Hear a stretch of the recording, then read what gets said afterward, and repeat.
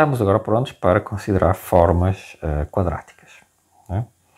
Ora, o que é que são formas quadráticas?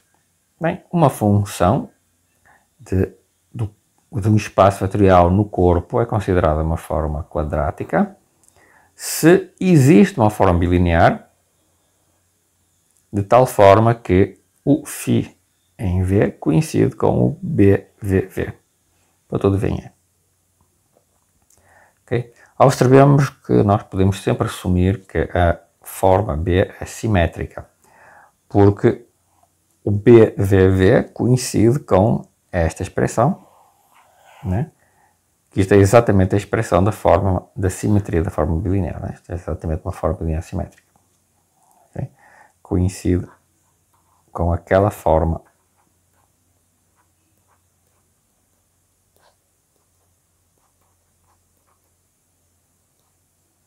que nós sabemos que é simétrica. Então nós podemos definir B a partir de φ via a identidade de polarização, já que B é simétrica, né? Portanto eu posso usar a identidade de polarização, portanto como se a B fosse um produto interno, né? Eu posso definir então deste jeito. Okay? Então a matriz da forma quadrática φ, por definição, é a matriz da duas formas simétrica B que a representa. Okay? Então, se eu tenho uma forma quadrática, então eu tenho ela coincide com os valores de uma certa forma bilinear, né? E essa forma bilinear sempre pode ser suposta, assumida desde o início como simétrica, sem perda de generalidade, e eu pego a matriz dessa forma bilinear simétrica, vai ser um operador autoadjunto, corresponde a um operador autoadjunto, num espaço vetorial euclidiano, e eu assumo, eu digo que essa é a matriz da forma quadrática. Exemplo, tomemos uma forma quadrática. Observemos que aqui nós temos monómios do tipo, né, do tipo constante vezes x vezes y, né, ou x z ou yz, ou o caso, né, de letras repetidas. Ok? Temos monómios que são de segundo grau. Temos todas as opções de monómios de segundo grau, uma forma quadrática. Ok? Não aparecem monómios do primeiro grau, nem aparecem termos constantes. Okay? Por isso é uma forma quadrática. Okay? Sempre temos monómios de segundo grau. Okay? Então, neste caso, aqui, eu posso pegar em cada um destes monómios mistos, né? E posso escrever 4xy como 2xy mais 2yx, menos 4xz como menos 2xz menos 2x, 8yz como 4yz mais 4y. E se vê facilmente que isto agora coincide com esta forma quadrática, né? Com o vetor x, y, z' multiplicado pela matriz que está aqui, multiplicado pelo vetor x, y, z coluna. Okay? Em que eu aqui coloco na diagonal os elementos x quadrado, os coeficientes x quadrado, y quadrado e do z quadrado, okay? E em cada uma das outras entradas eu coloco os respectivos coeficientes das variáveis. Aqui xy, aqui yx, etc. Né? Aqui xz, yz, zy, yz. Ok? E isto dá um operador linear multiplicado pelo xyz. E esta aplicação T é uma aplicação linear simétrica dada na base canónica pela matriz 3x3 que está escrita aqui em cima. Esta matriz 3x3. Okay? Então, desta forma, nós representamos qualquer forma quadrática, com qualquer número de variáveis, como o produto interno por um operador linear simétrico.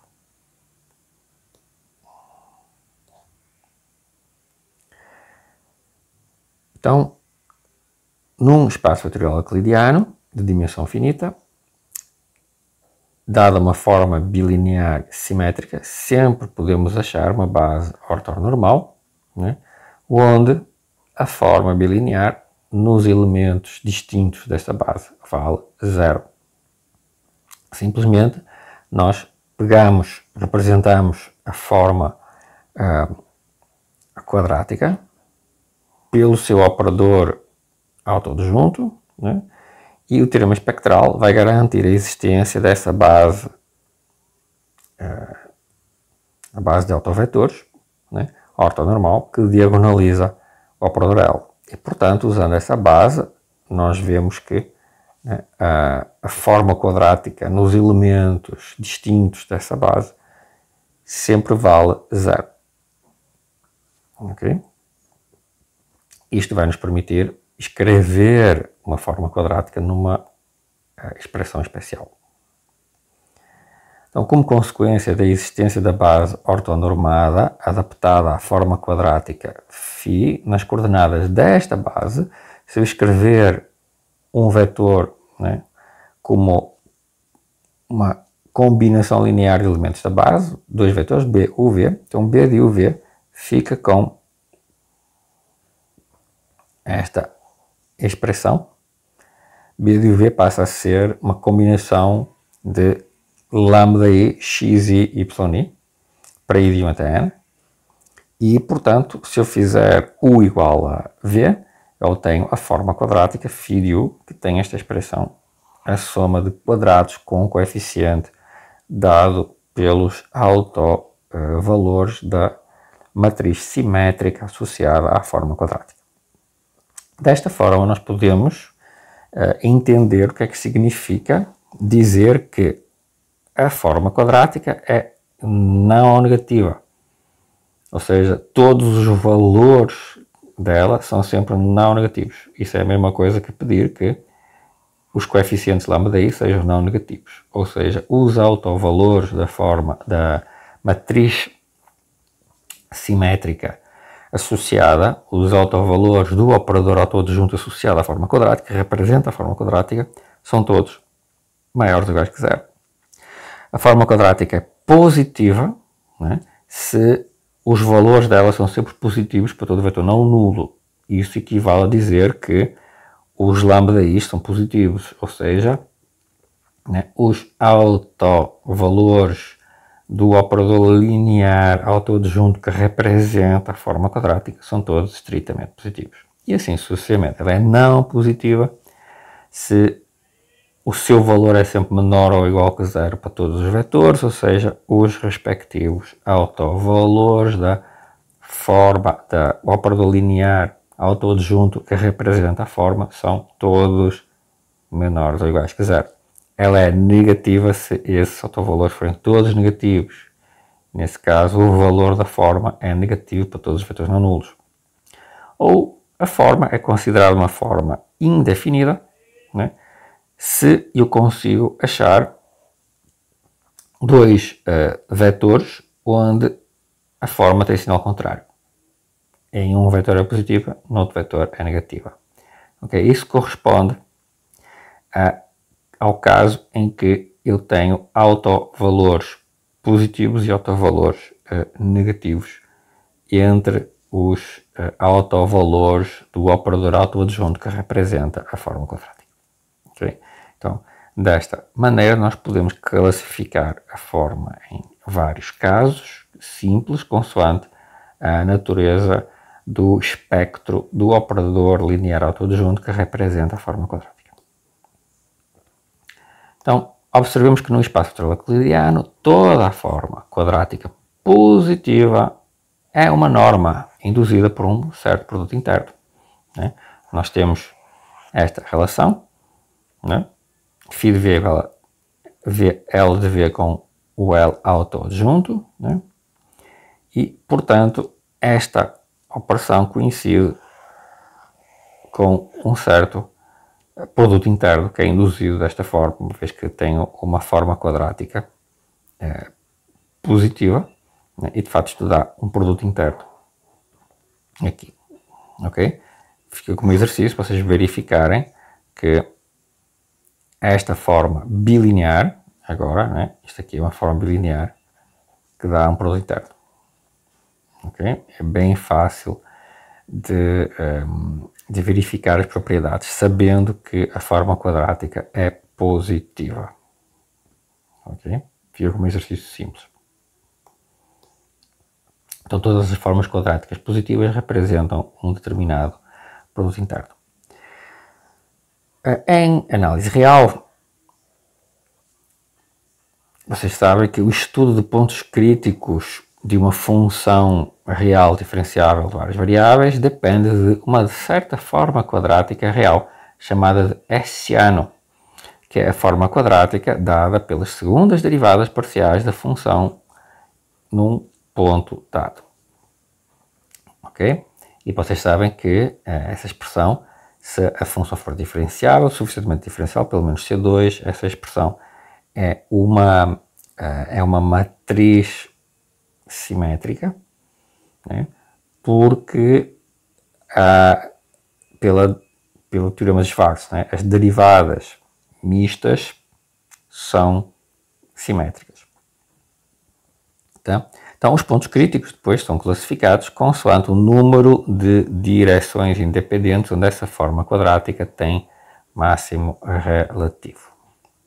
Isto corresponde ao índice da forma quadrática, okay? Que é, por definição, a maior dimensão de um subespaço restrito ao qual a forma é negativa. Se a forma quadrática for não negativa, então o índice é 0. Ok? Então o índice é a maior dimensão de um subespaço onde a forma é sempre negativa. Ok? Então se a forma for negativa, já temos um caso particular, índice 0. Mais precisamente, o índice de uma dada forma quadrática φ é igual a I se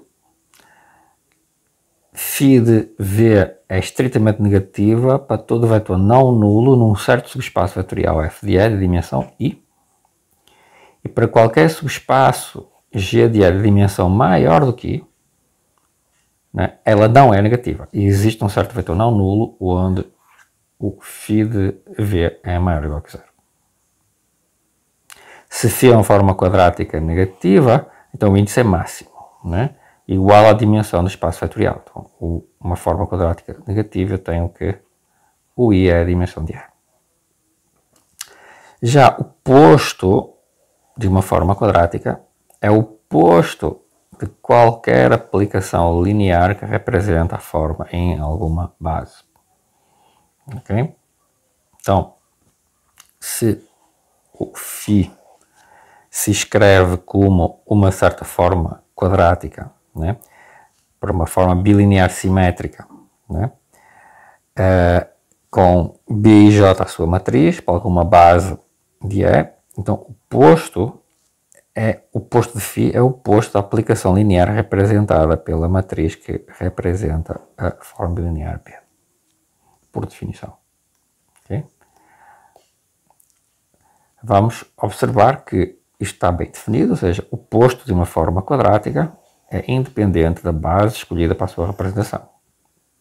De fato, se eu tiver uma outra base do espaço, né, então a nova matriz B' e J, que é B de VI via J nessa nova base, é uma matriz que satisfaz que a B' é igual a P transposta B vezes P, onde P é a matriz de mudança de base, né, de base U, UN para VU, V1, Vn. Okay? Como a P é invertível, né, então automaticamente o posto de B e B' coincidem, né, porque tem esta relação entre B e B', né, e quer a P transposta são ambas invertíveis. Portanto, eu vou ter o mesmo posto. Tá? Observamos que se V é um espaço euclidiano e φ de V é igual a V produto com L de V, com certo L autoadjunto, então o posto é o oposto da forma quadrática, o oposto do operador autoadjunto que a representa no espaço euclidiano. Em particular, né, no meio disto tudo, podemos recorrer a essa representação. A partir daqui, nós estamos prontos para entender a chamada lei da inércia, né, que é o seguinte: suponhamos que existisse uma base de A do nosso espaço, de tal forma que nessa base o valor da nossa matriz φ seja uma soma de quadrados dos coeficientes do vetor V. Ok? Então, o número de coeficientes positivos destes quadrados, o número de coeficientes negativos chama-se o índice, né?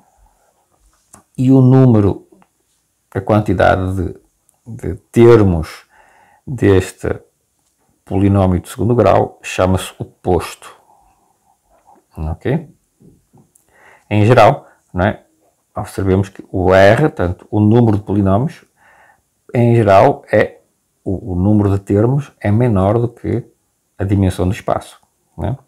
Eu poderia ter que alguns dos coeficientes aqui do vetor V são levados em zero.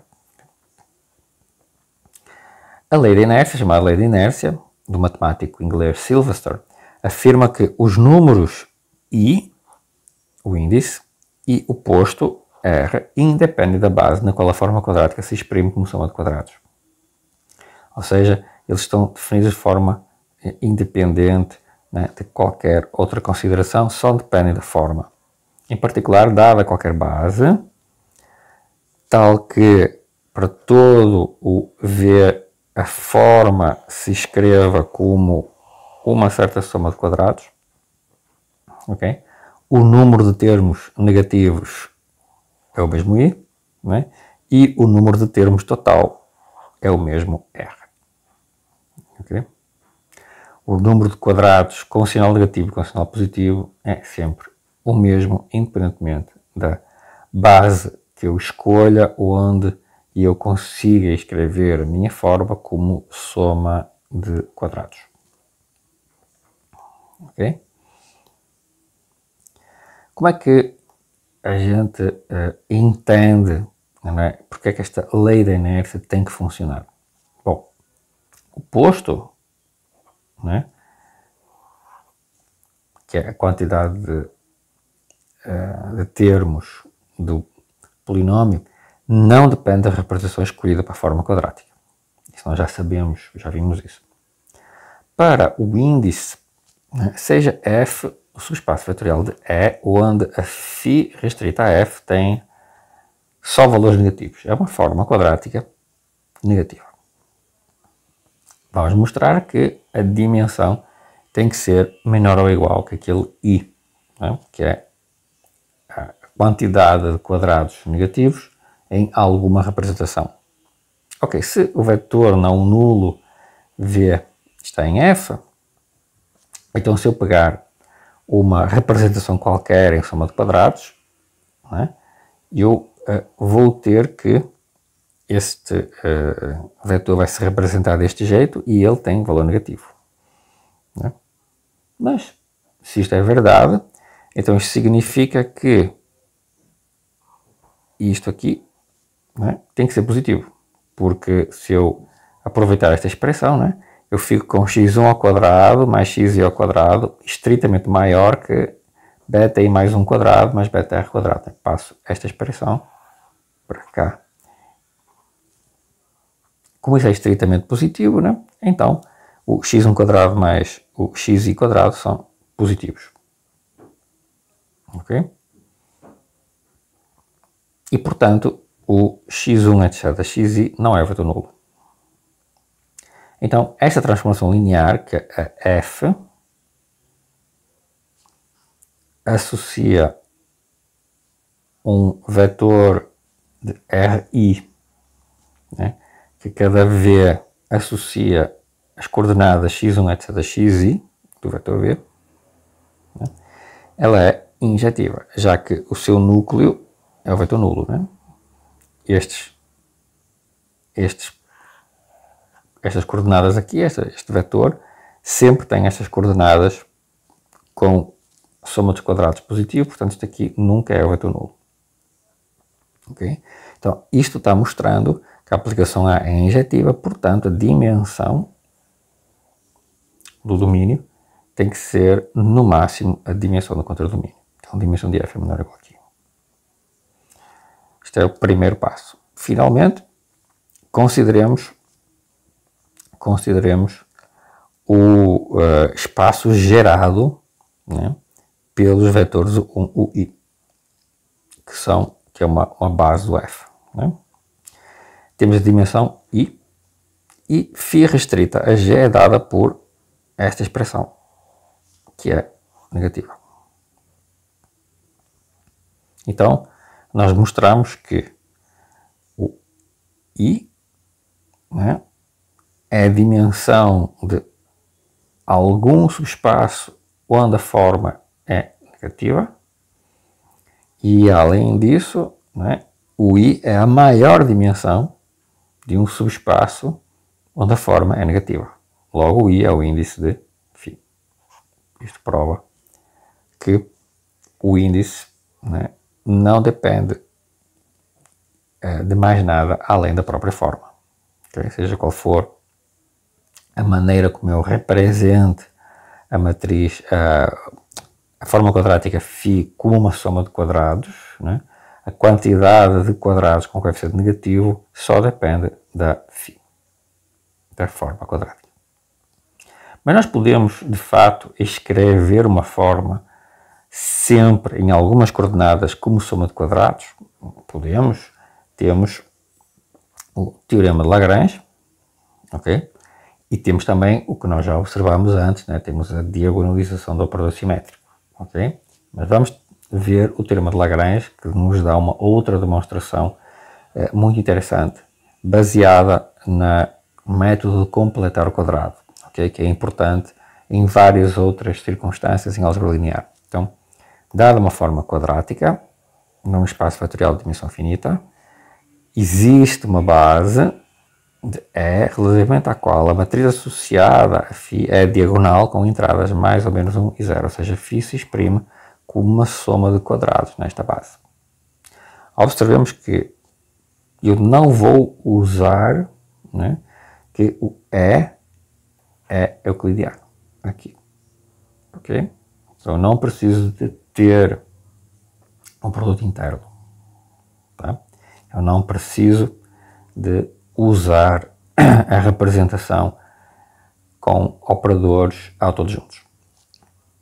Tá? Basta usar o método de completar o quadrado. Então, se a nossa forma quadrática for a forma trivial nula, não há nada que fazer. Assumimos então que a φ é não nula. E tomamos uma qualquer base do nosso espaço, na qual a gente escreve a φ como a representação habitual, né? Um polinómio homogéneo de segundo grau para um dado vetor v, x, k, u, k, nessa base. Ok? Esta é a forma geral. Vamos agora transformar isto numa soma de quadrados, escolhendo muito bem as variáveis. Então, qual é o processo? O processo é garantir que começamos por garantir que algum elemento de diagonal não se anula, ok? Bom, se todos os elementos de diagonal se anularem, ou seja, a φ de x não tem quadrados nesta representação, então existe algum elemento fora da diagonal que não se anula, né? Alguma expressão do tipo BRS, XS, XR, XS, na expressão do φ de x, né? Porque a função, a φ, é não nula, por hipótese. Né? Fazemos assim, xr igual a yr mais ys, e xs igual a yr menos ys, e x igual a yi para i diferente do r e do s. Assim, esta parcela, 2brs xs xr, na expressão de φ de v, se transforma em 2brs yr quadrado menos ys quadrado, mantendo as restantes parcelas da mesma forma. para o I e J distintos de RS. Nas novas variáveis passamos a ter estes dois termos, né, não nulos, correspondentes a elementos da diagonal da nova matriz. Ok? Então, isto garante, né, que nós temos um elemento diagonal não nulo. Okay? Podemos, de fato, entender a mudança de coordenadas correspondente a mudar uma base. Mudança a base V1, Vn, a nova base, é tal que V é igual a UI para I diferente de RS e VR é igual a UR mais US e VS igual a UR menos US. Ok? E aqui está a justificação de que esta mudança de base leva àquela mudança de coordenadas. Okay? Então podemos então assumir que existe algum BI diferente de zero na nossa expressão da forma quadrática. Trocando a ordem dos vetores na base, podemos sempre assumir sem perda de generalidade que o I é igual a 1, ou seja, podemos assumir que B11 é diferente de zero. Sendo assim, nós podemos agora escrever a nossa forma quadrática desta maneira, em que eu junto entre parênteses aqui todas as parcelas que contêm a variável x1 e apenas essas. E aqui fora esta psi é uma forma quadrática onde não aparece a variável x1. Então é uma forma quadrática definida no subespaço vetorial que envolve apenas a base com o 1, etc., o n, de dimensão n-1. Ok? Então eu consigo separar a minha forma quadrática numa soma de dois pedaços. Ok? Então, nos parênteses temos uma expressão da forma a quadrado mais 2ab, que eu posso escrever como a mais b quadrado menos b quadrado, com a igual a x1 e o b igual a esta expressão aqui. Certo? Para algum valor cj que podemos escrever explicitamente deste jeito. Ok? Então, isto é o que se chama completar o quadrado na variável x1. Assim, se eu fizer agora a mudança z1 igual a a mais b, dado por x1 mais esta soma, cj, xj, e zj igual a xj para j maior ou igual que 2, nós vamos obter, depois de simplificar, né, que a minha forma quadrática passa a ter a cara b11z1 quadrado mais uma forma quadrática que envolve apenas valores do subespaço f. Certo? Se eu fizer uma nova mudança de variável, normalizando, né, nós vamos obter que φ de v passa a ser mais ou menos y quadrado mais um certo resto, que é apenas uma forma que envolve o subespaço de dimensão n-1f. Mas agora a dimensão do f é estritamente menor que a dimensão de E. Então agora pego nesta forma quadrática, em dimensão menor, tenho aqui menos variáveis, tenho apenas n-1 variáveis e repito o mesmo procedimento. Ok? Então eu vou reescrever usando mudança de coordenadas, esta forma que si vai ser a soma também de um certo quadrado, mais ou menos y2 ao quadrado, mais um resto, onde é uma forma de dimensão n-2. E assim sucessivamente. Eu estou diminuindo, né, a quantidade de variáveis em cada passo, né, ao fim de um certo número finito de passos, eu obtenho a soma de quadrados. Né? Este argumento garante que eu sempre posso escolher essas bases de forma a escrever a minha forma quadrática como soma de quadrados, com sinal positivo ou negativo. E a quantidade de termos que eu vou ter vai ser o posto, né, da forma quadrática. Como nós já vimos pelo teorema anterior da lei da inércia, estes números, o número de sinais positivos e o número de sinais negativos, não depende, né, das escolhas que eu faço neste processo, só depende da forma quadrática inicial. Okay? Observações acerca da mudança de coordenadas que nós temos neste resultado. O teorema de diagonalização de formas quadráticas de Lagrange garante que toda a matriz simétrica pode ser diagonalizada, entre aspas, por uma certa matriz invertível de tal forma que ela vira uma diagonal com elementos mais ou menos 1 ou 0 na diagonal. Ok? Mas reparem que a mudança de coordenadas é deste tipo. Ok? Não é P menos 1 SP, é P transposta SP. Ok? Então, isto dá-nos esta forma super simplificada da matriz, diagonal, ok? Mas eu não estou fazendo uma semelhança, ok? De matriz, estou fazendo uma similitude. Então, observemos que então, a P transposta não tem que ser igual a P menos 1, é a inversa, ou seja, a matriz de mudança de base não tem que ser uma matriz ortogonal. Portanto, esta transformação não é necessariamente uma semelhança, em geral é apenas uma similitude, ok? Então, o processo de diagonalização de Lagrange não precisa, tem a vantagem que não precisa de determinação dos autovalores, né, nem dos respectivos autovetores. Mas também não fornece informação sobre os autovalores e os autovetores do operador S. Eu também não preciso de trabalhar com um produto interno aqui, né? Okay? Então, o teorema de Lagrange está focado na diagonalização da forma quadrática e não na diagonalização do operador linear simétrico que representa a forma quadrática. Ok? Então, há essa coisa que é preciso ter em atenção, este outro método, né? E a diagonalização de operadores todos juntos, com mudança de base total normal, resulta, nós já vimos, nisto aqui, né? Em que agora o Q-1 é transposta, de fato, quando nós estamos trabalhando com operadores todos juntos, ok? Com um espaço fatorial com o produto interno, mas a matriz diagonal, né, não tem necessariamente os valores restritos a mais ou menos 1 e 0. Okay? Portanto, usando esta mudança de base, a forma quadrática vai ter esta cara, como nós já vimos, né, resultado de uma diagonalização da forma quadrática, mas não chega na forma de Lagrange. Para chegar na forma de Lagrange, necessitamos de mais uma mudança de variáveis para normalizar todos os lambda-i's não nulos, né, para mais ou menos 1.